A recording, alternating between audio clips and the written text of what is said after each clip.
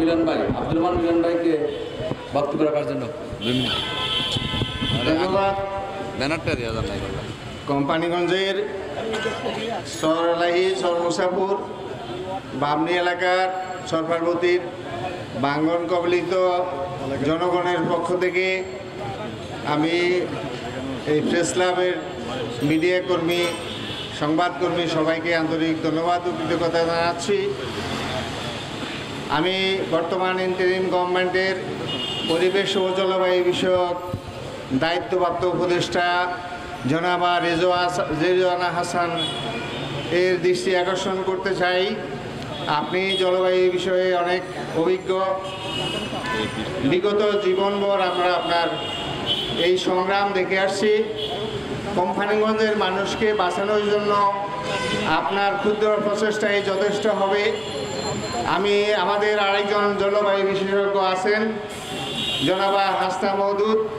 আমি ওনার সাথে দেখা করে ওনাকে এই বাঙ্গন কবলিত অবস্থা জাতির সামনে রাষ্ট্রের কাছে তুলে ধরার আহ্বান জানিয়েছি।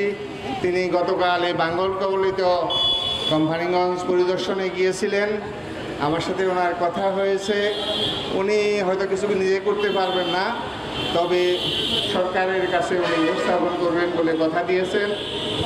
আমি এই প্রেস ক্লাবের সংবাদকর্মীদের সামনে দাবি করতে চাই, বিগত সরকারের আমলে যারা বালু উত্তোলন করে এই মুসাফর ক্লোজার, মুসাফরের সড়ক, মুজাফরের জনপদকে বিঘ্নিত করেছে, তাদের বিচার দাবি করছি।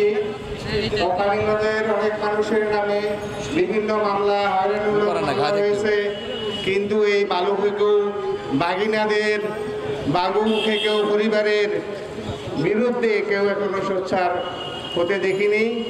আমি রাষ্ট্র এবং অভ্যন্তরীণ সরকারের কাছে এর সুষ্ঠু বিচার দাবি করছি। কোম্পানিগঞ্জের মানুষের জানমালের নিরাপত্তা, কোম্পানিগঞ্জের মানুষের সহায় সম্পদ রক্ষার দায়িত্ব এই সরকারের। অন্তর্বর্তী সরকার হলেও তাদের ক্ষমতা প্রচুর। তারা যদি যৎকিঞ্চিৎ তাদের ক্ষমতার ব্যবহার করে কোম্পানিগঞ্জের 10 লক্ষ মানুষ নিরাপদ থাকতে পারে।